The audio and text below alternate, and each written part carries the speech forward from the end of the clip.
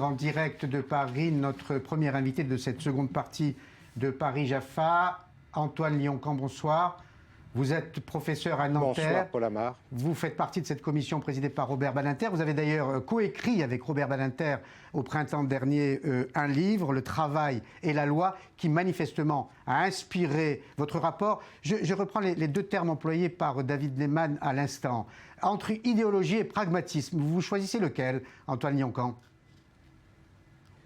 Ni l'un ni l'autre, parce que le travail qu'a fait ce comité, c'était de dégager quels étaient les piliers du système de travail en France. Et donc il s'agissait plutôt de montrer sur quelle fondation on doit ou on peut reconstruire, rénover le Code du travail. Donc ce n'est ni idéologique, parce que nous avons essayé de dégager en toute honnêteté ces piliers, et ça n'est pas non plus pragmatique au sens courant du terme, parce qu'il faudra évidemment, sur la base de ces principes, que des déclinaisons soient arrêtées par la loi ou par des accords collectifs. Alors très concrètement, sur les 35 heures, vous avez entendu à l'instant Jean-Claude Maillet, est-ce que vous le rassurez sur ce point, ou est-ce qu'il y a une sorte de flou artistique sur la durée légale du travail ? Non. Non. Dans notre esprit, il n'y a aucun flou. Les chiffres ne constituent pas des principes.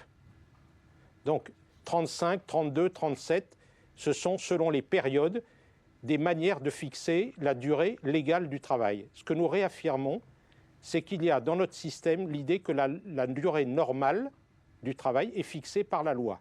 Ensuite, c'est au Parlement et au gouvernement de prendre leurs responsabilités.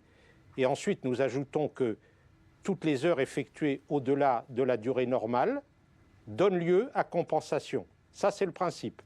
Ensuite, il y a des déclinaisons que la loi devra apporter, ou apporte déjà, et les accords collectifs aussi. Voilà, en tout cas, les fondations de notre système. Alors, à propos de fondation, je reprendrai volontiers une phrase qui était de vous. Le droit du travail, c'est une forêt obscure pour initiés ou pour spécialistes. Combien d'arbres, combien de branches mortes avez-vous dû abattre pour que la lumière entre dans cette forêt et devienne une clairière ? C'est une très belle image. Et nous avons dégagé en 61 articles, ce n'est pas beaucoup, les fondations, les principes de notre système. Bon, maintenant, nous savons tout à fait que ces principes ne sont pas à eux seuls tout à fait suffisants. Il faut qu'ils soient déclinés, c'est-à-dire qu'on trouve les moyens de les mettre en œuvre. Et ça, ce sera pour partie la loi. Il y aura, comme l'a annoncé d'ailleurs le Premier ministre et la ministre du Travail, une commission de refondation du Code du travail. Et puis, il y aura les accords collectifs, le partage se faisant selon des modalités que la loi fixera. Mais vous insistez sur le fait quand même que la loi ne devra plus être contraignante comme elle l'est jusqu'à présent. Non, mais c'est-à-dire que quand on est d'accord sur les principes, c'est beaucoup plus facile d'être simple sur les modalités de déclinaison de ces principes. Dès lors qu'il y a un consensus, et le comité est arrivé par consensus à dégager ces principes, dès lors qu'il y a un consensus sur les principes, il y a beaucoup plus de facilité à aller vers des choses, des architectures beaucoup plus dépouillées, beaucoup plus simples. Mais vous imaginez voilà oui. Vous imaginez le reproche que la gauche de la gauche va faire de nouveau à Manuel Valls et à François Hollande. Avec ce rapport, le gouvernement actuel s'éloigne encore un peu plus de la gauche parce que l'État sera forcément moins directif et qu'il privilégiera la négociation entre partenaires sociaux. Oui.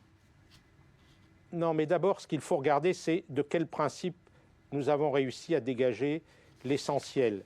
Ces principes mettent au cœur du droit du travail la personne du travailleur, ses droits, ses libertés. Et donc, c'est un code qui est pétri aujourd'hui, qui devrait l'être, par la considération de la personne du travailleur. C'est très important parce que ça veut dire que dans les déclinaisons, la dignité du travailleur, la vie privée du travailleur ne pourront jamais être foulées aux pieds. Dans toutes les déclinaisons, que ce soit dans des lois ou que ce soit dans des accords collectifs. Vous dites travailleur, vous ne dites pas salarié, ça va plaire au Parti communiste. Merci beaucoup, Antoine Lyon-Caen, pour cette explication de texte. Les autres événements de